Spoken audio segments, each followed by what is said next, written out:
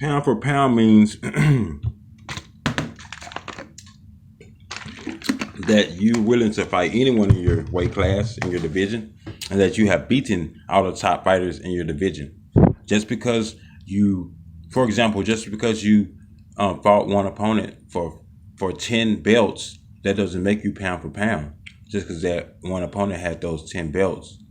And if that one opponent has not fought top fighters yet, for example, then yeah, then that means the belts that you got from that opponent, that you would have to fight even top ranked fighters than that opponent, because you have those belts now. You're gonna prove it to the previous opponent that you can fight even more top fighters. So I can prove that I'm pound for pound, for example, yeah, because see, that's a confusion when you say someone pound for pound. They haven't fought all the top boxers, to be pound for pound, and they claim they pound for pound. They say, oh yeah, this pound for pound right here, and it could be someone else that's really better than the pound for pound boxer, and knowing, what I'm saying. For example, so that's what I'm saying. So that's why boxers don't be labeling boxers just because you have a belt. They don't label you as pound for pound just because you have belts or whatever. Now you have to prove that you're pound for pound by proving that you can beat top fighters in your division, and you're willing to fight anyone in your division. And that's what makes you pound for pound, like top king pound for pound. That's what that means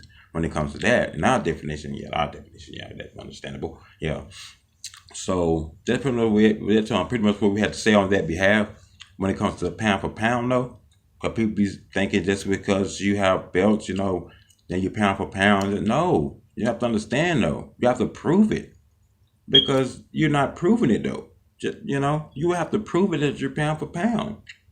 That's just because you have 20 belts, for example. Okay, let's say, for example, if a random boxer had, let's say, 10 belts, for example, and let's say they claiming that this person is top pound pound, whatever, but he's really not. They just saying this, and he hasn't even fought other top people that he have to get past. And let's just say if he lost those belts to that fighter, for example, then that fighter that previously has those belts now would have to prove that they can fight even top ranked fighters, than the previous fighter that had those belts, So I can prove that I'm really top pound for pound. You don't go low, you go high to be pound for pound, for example. Yeah, and Haney, he's a great boxer, You have other lightweight boxers, that's risky, and we see why Haney, rather pull out, for example, though, because it is risky in the lightweight division. All types of, species out there. And David Haney's smart, David Haney he really ain't too much worried about being pound for pound, probably though, because that's probably why they ain't labeling Haney pound for pound, which that's understandable though, because Haney knows it though. Haney know that, and Haney even know though, for example, Haney know he had those belts right. Haney, he might say, yeah, I'm the pound for pound now, but in his heart, in his mind, he know, dang, I can be pound for pound, but what if it's another boxer that can defeat me though?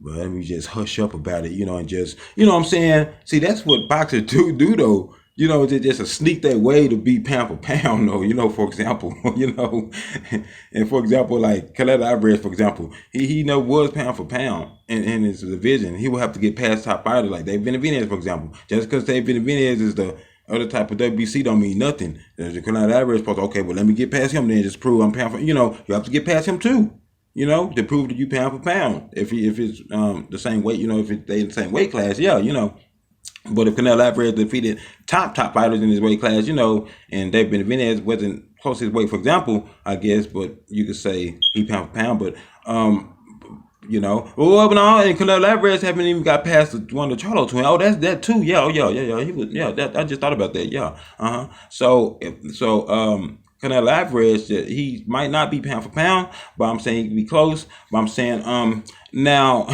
I can't name a top pound for pound fighter right now. Well, hold on, wait a minute. I just thought about something. For example, if Jerome Ennis went in there. Okay, now, for example, let's say if Spence defeat Crawford, for example, and Spence ended with the belts, right? Now, they already labeling Spence as top pound for pound for a reason, because Spence did do a lot, and that's the reason why, though. But see, I understand that. We totally understand. We totally understand that. And that's what I'm saying. I know y'all probably it's probably confusing because the thing is Jerome Ennis, I know. But see, Spence need to understand though. You know, don't label yourself pound for pound, man. I'm saying, for example, and you want to stay in your same weight class. Let's say Jerome Ennis and Spence was the same weight. Spence will have to get past Jerome Ennis just to prove that he really pound for pound.